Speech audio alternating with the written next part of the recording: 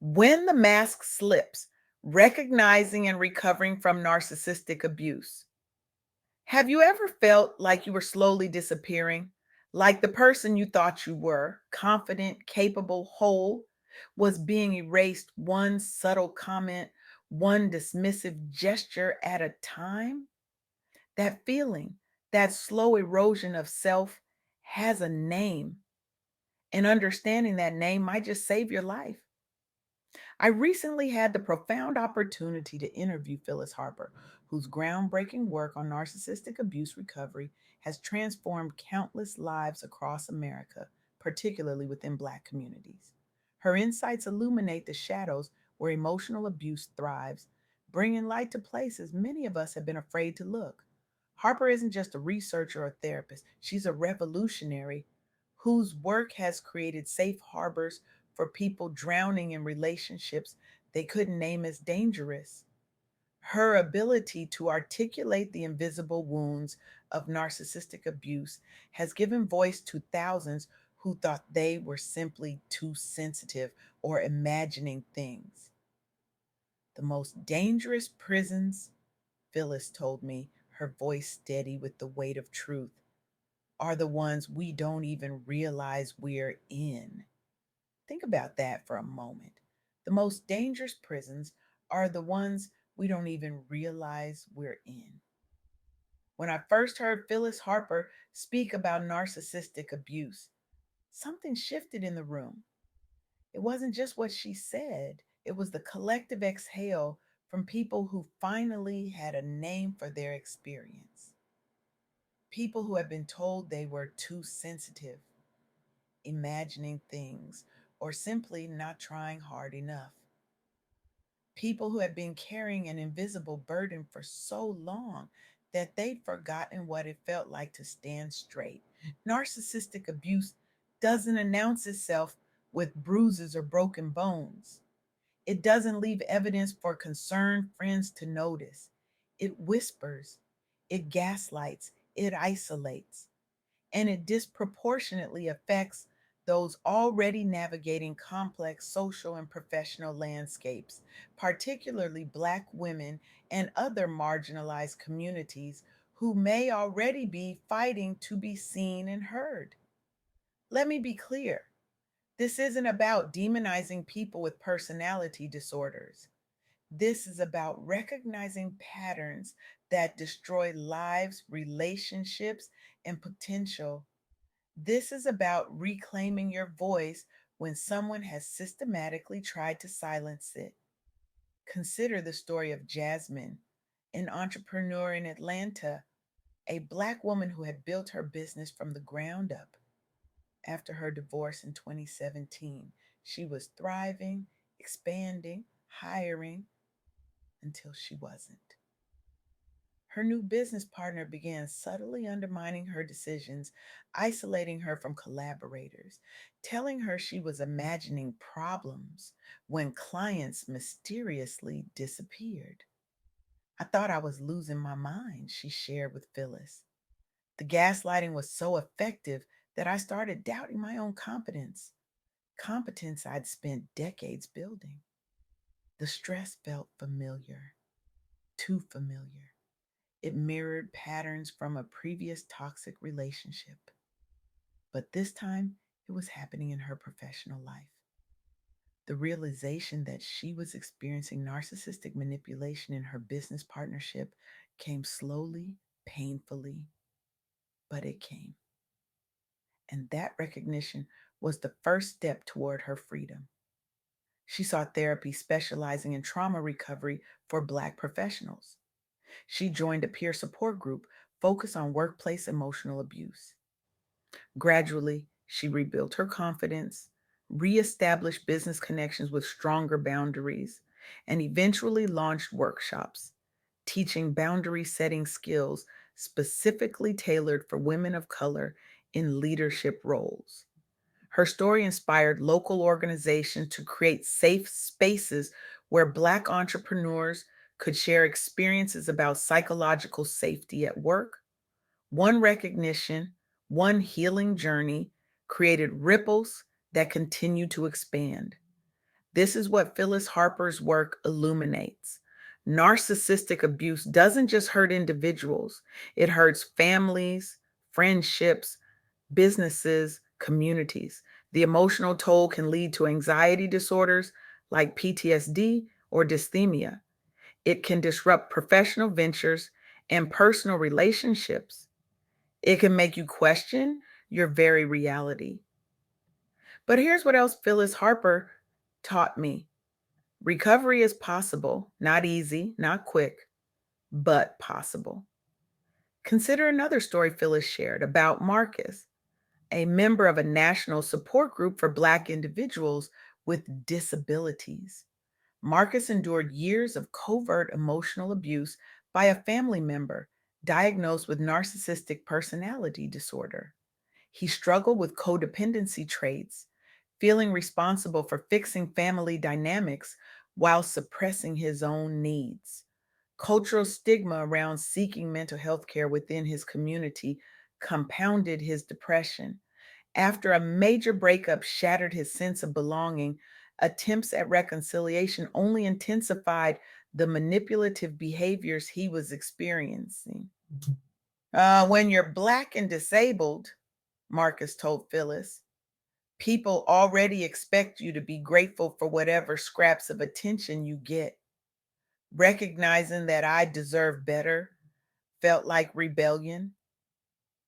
But Marcus found his way to healing through integrated care that addressed both PTSD symptoms and substance use issues triggered by chronic stress. Participation in culturally responsive therapy programs helped him process grief over lost relationships while building resilient strategies rooted in community support networks. With sustained treatment, Marcus regained autonomy over life choices, eventually reconnecting safely with supportive relatives while disengaging from toxic ones. His advocacy sparked broader conversations about dual diagnosis approaches among therapists working within African American communities. One recognition, one healing journey, more ripples. Now, I want to talk about something Phyllis Harper calls reactive abuse, a response that often traps victims in cycles of shame and self doubt. Amara, an anonymous survivor, recounted via public advocacy forums how 5 years' exposure to systemic gaslighting from an intimate partner colluding with law enforcement resulted not only in job loss, but also secondary victimization when seeking legal recourse. She faced persistent dismissal. Bullying happens all the time. This compounded feelings of isolation as trusted institutions failed repeatedly. Anger outbursts emerged under extreme injustice, a hallmark response known as reactive abuse. When you're actually constantly provoked, invalidated, and cornered, you may eventually react with behaviors that seem to confirm the narcissist's narrative about you, that you're crazy, unstable, or the real problem. But Amara persisted, documenting incidents rigorously while connecting online with others who validated her reality instead of minimizing it. Over time, she developed new coping mechanisms centered around self validation rather than external approval or justice outcomes. The initial break occurred following threats against her loved ones. The resulting trauma rippled outward, affecting every aspect of daily life, including parenting capacity and employability, until safe distance and perspective were gained via collective storytelling spaces online. Her willingness to speak openly about institutional betrayal encouraged others facing similar circumstances to actively seek out affirming networks capable of providing true empathy and practical guidance. Her narrative helped shift public understanding regarding complex power dynamics involved when abusers wield structural authority against marginalized targets. One recognition, one healing journey, you ripples becoming waves. These stories that Phyllis Harper has collected and shared reveal something profound. Narcissistic abuse thrives in silence and isolation. Its power diminishes when we speak its name, when we connect with others who understand, when we reclaim our narratives. This is especially crucial for Black women in what Phyllis calls their soft girl era, that sacred pause when high achieving, overextended women are finally choosing themselves, not out of burnout, but out of reverence, when they're learning to be soft in a world that taught them survival. As Phyllis Harper reminds us, softness is not weakness, it's a radical act of self love. So, what are the signs we should watch for? Phyllis identifies several red flags. Constant criticism disguised as just trying to help you improve. Isolation from friends, family, or colleagues who might offer perspective. Moving goalposts, where expectations constantly shift so you can never quite succeed. Intermittent reinforcement, unpredictable positive attention that keeps you hooked. Gaslighting, making you question your own memory, perception, and sanity. Taking credit for your accomplishments while blaming you for failures, using your vulnerabilities against you, creating triangulation, pitting people against each other. If these patterns sound familiar, you're not imagining things. You're not too sensitive. You're recognizing something real. And recognition is the first step toward freedom. The second step, boundaries. As Phyllis Harper says, no is a complete sentence. The third step, support. Narcissistic abuse isolates you for a reason, because connection breaks its power. Find a therapist who understands trauma, particularly one with cultural competence if you're from a marginalized community. Join support groups, reconnect with friends and family if possible. The fourth step, self compassion. The shame you feel isn't yours to carry. The critical voice in your head that sounds suspiciously like your abuser, that's not your voice. Your worth was never determined by their perception, Phyllis reminds us. It existed before them, during them, and it will flourish after them.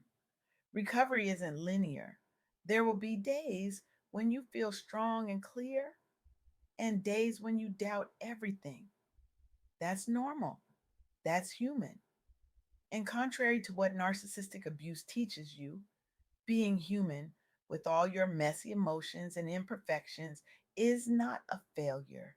It's your birthright. Today, I stand before you not just as a speaker, but as a witness to the transformative power of recognition and healing. The stories I've shared of Jasmine, Marcus, and Amara are not just narratives of survival, they are testaments to the extraordinary resilience of the human spirit when faced with one of the most insidious forms of abuse. I challenge you to become a force of recognition in your communities, to learn the signs, to believe survivors, to create spaces where healing can begin. Because narcissistic abuse doesn't just end when we walk away, it ends when we collectively refuse to let it thrive in silence. Remember, the most dangerous prisons are the ones we don't realize we're in. But the most powerful liberation comes when we not only free ourselves, but extend our hands to others still searching for the door. Your story matters, your healing matters, and the ripples of your recovery will touch shores you cannot yet see. The prison doors are already unlocked, they always were. Sometimes we just need someone to show us where the handle is, to remind us that we have the strength to pull it open, to assure us that there's light and community waiting on the other side. You are not alone in this. There's real strength and vulnerability and together we will break cycles that have held us back too long. Thank you.